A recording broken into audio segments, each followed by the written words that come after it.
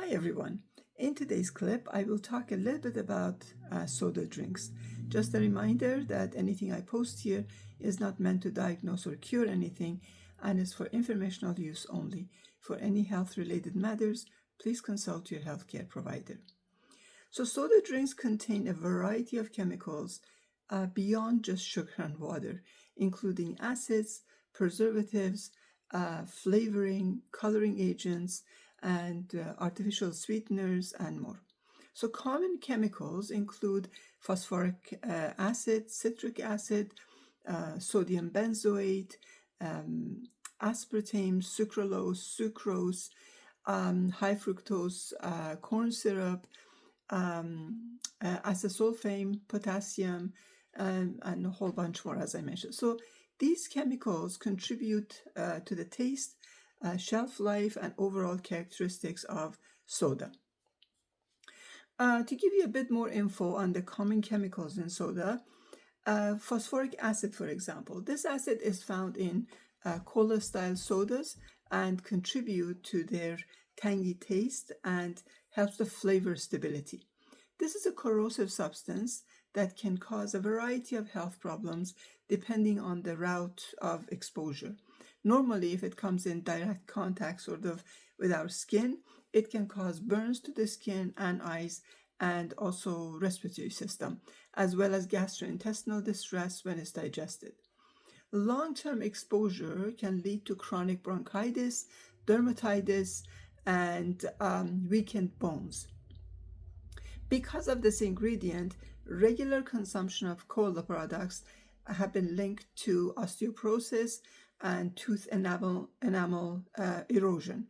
Now, phosphoric acid, through the phosphorus it contains, can affect kidney function and potentially contribute to kidney stones as well as gastrointestinal issues. Then we have citric acid. This is commonly used in citrus-flavored sodas and helps retain freshness and fizz.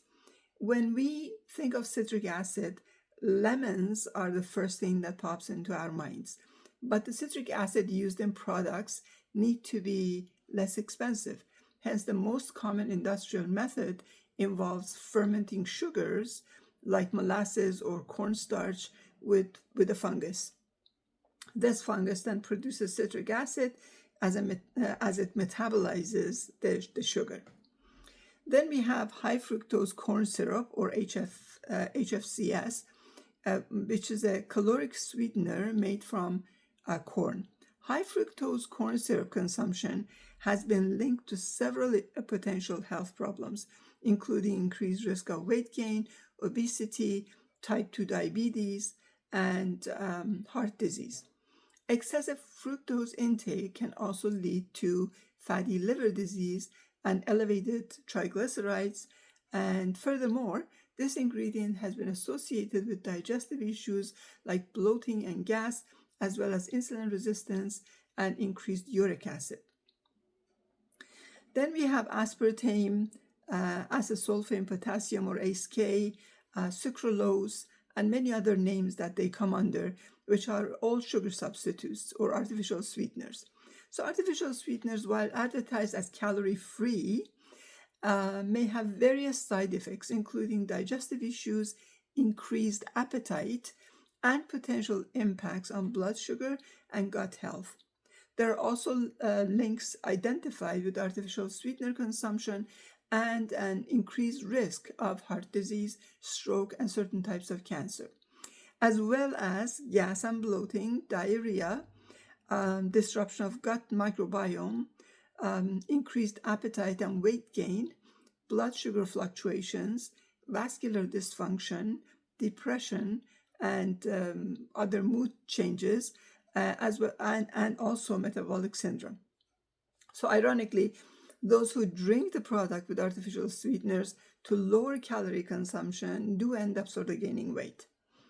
Then we have sodium benzoate. This helps prevent mold, yeast, and bacteria growth.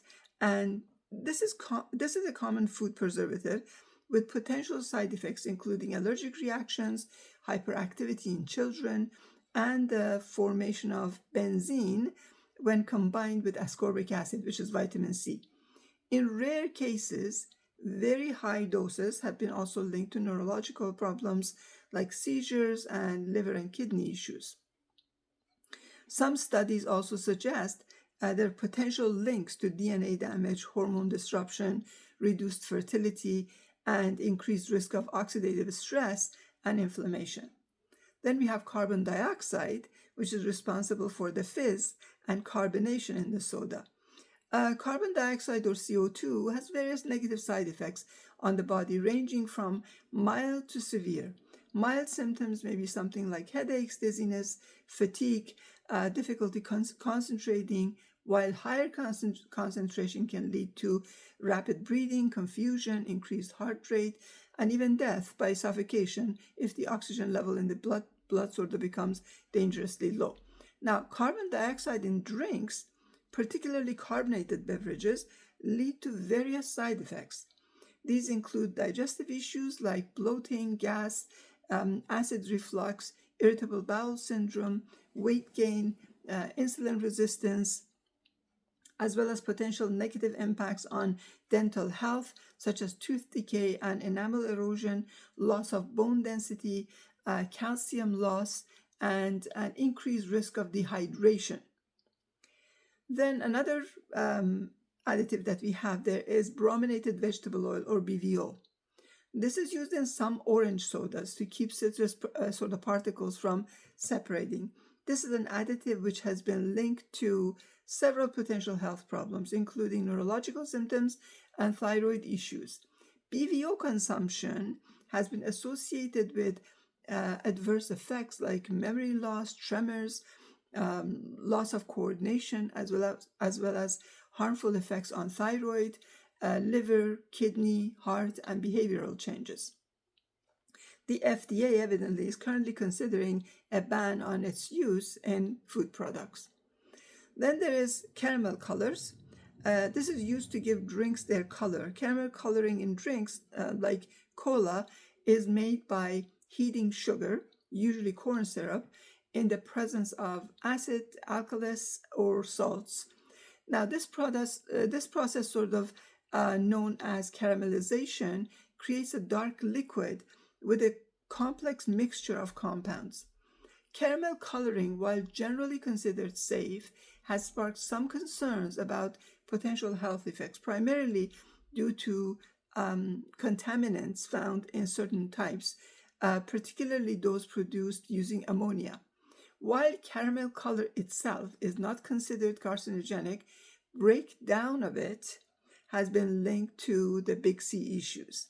And unfortunately, some very well-known brands are known to contain high levels of this breakdown product. Then we have natural and artificial flavors, which contribute to the overall taste of soda. Both natural and artificial flavors are created using chemical process, but their origins and methods sort of differ. Natural flavors are derived from natural sources like fruits, vegetables, herbs, or spices through extraction methods like distillation, fermentation, or extraction using solvents. Now, artificial flavors, on the other hand, are synthesized in laboratories to replicate the chemical structure of natural flavor.